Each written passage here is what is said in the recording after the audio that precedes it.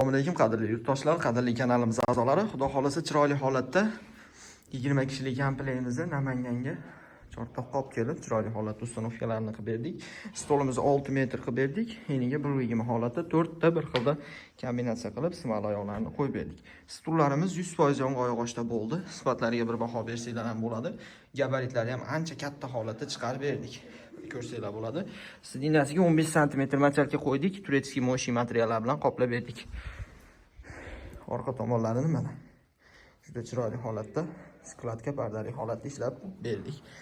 Xo'p, buni narxini necha pulga qilib berdinglar deydiganlarga 20 kishiligini chiroyli holatda 1900 dollarga olib kelib ustanovkalarni qilib berdik. Juda chiroyli holatda chiqdi. Uyda svetini nuricha pastroq ekan. Ishni ko'rsatmayman, ro'parada isini ham ko'rsanglar bo'ladi. Gabaritlari ancha katta. Juda chiroyli holatda chiqdi.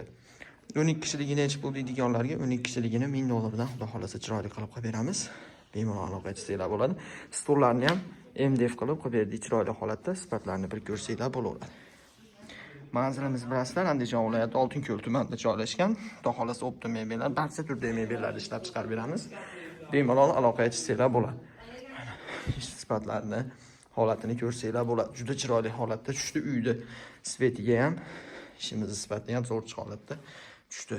Bemalol aloqa qilsanglar bo'ladi. Pastda nomerlarda xudo xolasa barcha savollaringizni xudo xolasa qabul qilamiz. Bemalol aloqa qilsanglar bo'ladi. Manzilimiz Andijon viloyati Oltinko'l tumanida joylashgan.